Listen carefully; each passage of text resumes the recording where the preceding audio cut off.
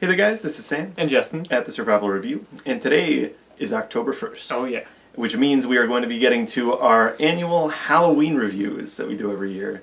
And we're going to be starting it off this year with our little tribute to George A. Romero, who passed away earlier this year. Yeah, this year's kind of a bittersweet year when it comes to horror. Yeah, we've lost some great people. Yeah. But we want to give our little tribute and review 3 of his movies that we haven't talked about. No. Ones that we've always wanted to talk about. Yeah, we've talked about his zombie movies. Yeah, we reviewed all 6 of those. We've also talked about Creepshow. Mm-hmm. And we love all those movies, but there are a few that we've never really had the chance to talk about. So we're going to do that now. Starting off with The Crazies, 1973.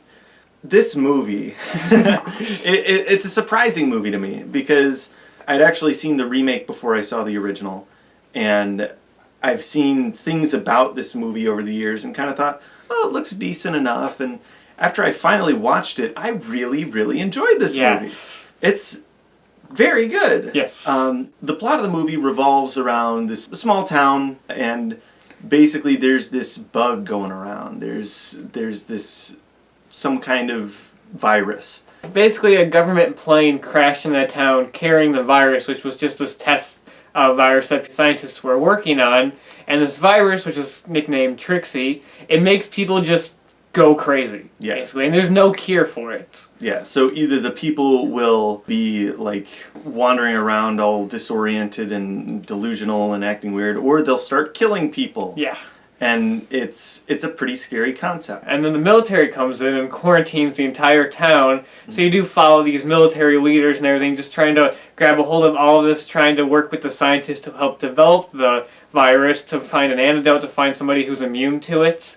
And while that's going on, we follow our main hero characters, who is this guy named David, who's a fireman, and his girlfriend Judy, who is pregnant, and their friend, and they're on the run, trying to find their way out of the town, but, you know, keep getting stopped by the military everywhere they turn. Yeah.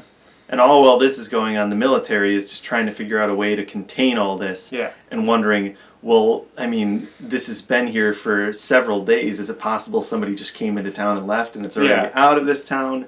And it's one of these movies where, you know, I saw the remake and it's much more of a intense horror film. And I actually don't hate the remake. It's not awful. It's not great or anything. No, it's actually a solid horror film. Yeah, it's decent enough for what it is. But then comparing it to this one, this is your 70s movie where it's a lot of people in rooms yelling at each other. And I love it. The best way to describe this movie is just pure chaos. Yes. Like, it just starts right away, and it opens on this scene with just these 2 kids in the house late at night. Zach, gotcha! Stop it, Billy, stop it! Billy, come back to bed and go to sleep.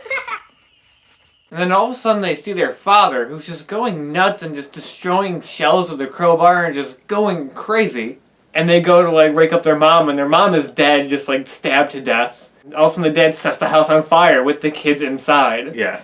And then all of a sudden, the military are in there, like, covering up, quarantining the place, and it's just pure chaos. The movie just never lets up. Yeah, which was surprising to me, because for some reason in my head, going into this movie, I was expecting something a little slower paced. Yeah. A little more, like, on the side of, like, Night of the Living Dead, where that's a slower paced movie. It's scary, but not super intense. Yeah, it's just also how a lot of movies are of that era. It's always a lot slower paced. But the thing is, Romero loves fast edits and all that stuff. So this movie's always quickly cutting between people, and everybody's just yelling at each other. The military guys are always arguing with each other, just yelling at each other. Yeah, and that's one of the strongest points of this movie, and like a lot of his movies, is the editing and how it's really disorienting. Yeah. Like, because you'll have scenes where somebody will say something and then it'll cut to different things going on at the same time, with like military coming in. All right.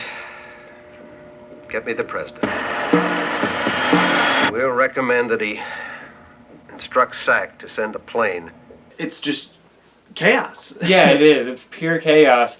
And that's also kind of what you're supposed to feel with this movie, is that this is just a situation that just got totally out of hand. And that's what you feel like with the editing. It does a perfect job of servicing the story. Yes.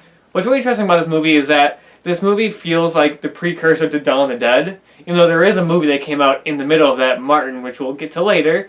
But this movie feels like the real precursor to Dawn of the Dead because it has that same kind of vibe to it. Yeah.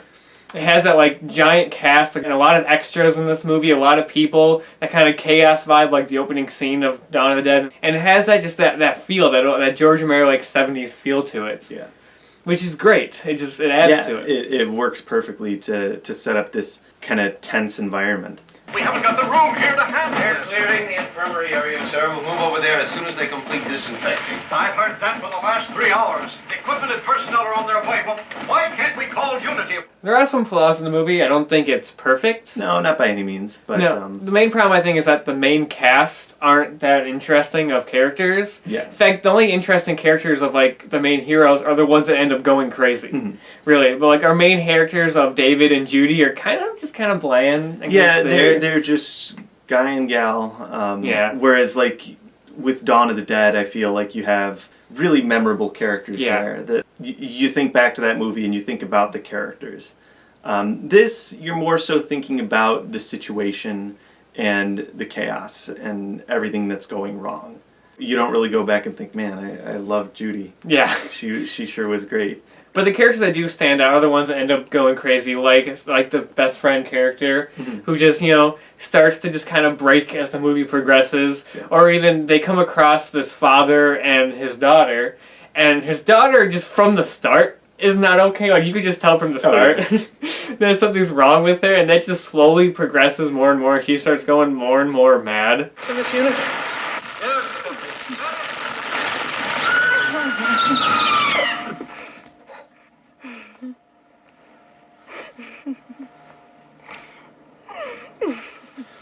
She's all right. She's upset, that's all. We're all upset.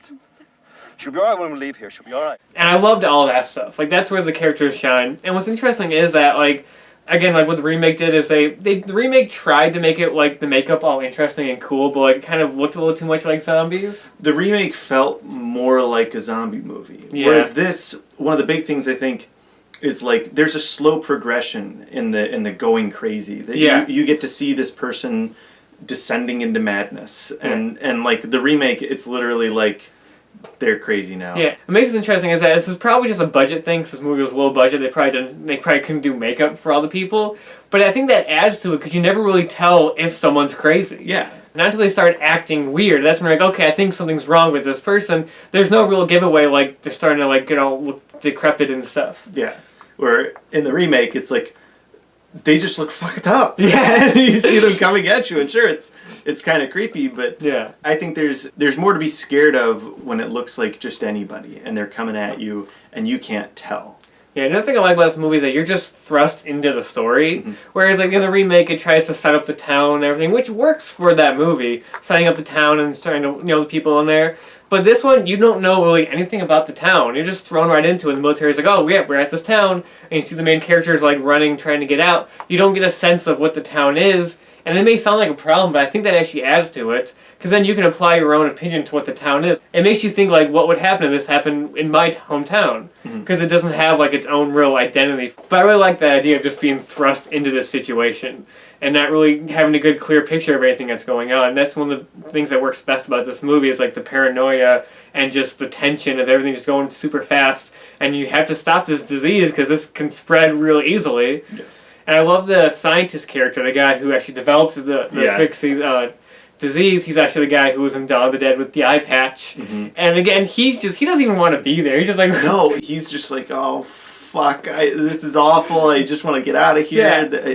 He wants nothing to do with it. He's really stressed. Everybody else is under a ton of stress because they're like, this is a horrible disease. It's like killing this entire town, and I don't want to catch it. Yeah. And it's just a total mess. And it leads to like some really great confrontations between all the scientists and the military and the police. And everybody just gets so many arguments. Yeah. It's like I said, it's a movie with a lot of people yelling in rooms, and I love all that stuff. And like a lot of George Romero things, nothing goes right. Everything goes wrong near the end of the movie.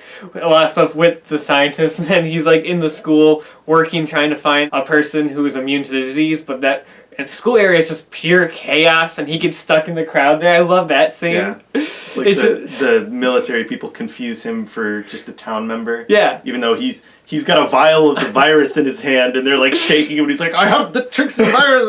It's just a mess, and I know. It's really intense. The best part is the ending of this movie is ambiguous. Like, Yeah. nothing is really, like, settled. Nothing is really fixed at the end of this movie. That's so great. Yeah, there's a good chance. Yeah, it just spread, and it's nationwide now, Yeah. and everybody's fucked. Yeah, it's typical, like, George Romero style of, like, this very downbeat ending. It's not happy. Nothing is really resolved, but it fits the story of this movie. Yes. So, out of 10... I'm going to give the movie a 7 out of 10. It's solid. A good movie, very entertaining. Not perfect, but definitely above average for a horror movie of the time. And I enjoyed it. I'm going to go 8 out of 10. Okay. Because I really do enjoy it. It's a really fun outbreak movie, and it does the whole outbreak idea really well compared to some other movies. Because the movie just, like, again, just thrusts you in there, and the pure chaos of it just makes it very entertaining. But it does have some flaws that kind of draw it back a little bit. Like I said, some of the characters aren't that great. Some of the acting's a little off. But still a really solid horror film. Another really good one, if you're a fan of George Romero, definitely check this out. Again, if you like Dawn of the Dead era George Romero, check this out. This doesn't have the fun of Dawn of the Dead. Imagine Dawn of the Dead without the fun. Yeah. And that's basically the Crazies. They're not throwing any pies in this film. No. Like, it has solid effects, really fun, like, blood effects. This was before Tom Savini got involved. So the effects don't look as amazing as his movies would later, like, become. But there's still some really cool effects in this movie, some really fun stuff. It just makes it a really entertaining movie that's just chaos in general, and it's so great. Absolutely. And that's about all we've got to say about the Crazies. Yes. But we're going to continue with our George Romero-thon with the 1978 film Martin. Yeah. So I'm very excited to talk about that one. Yeah, actually. that's a great one. And until then, we will see you guys later.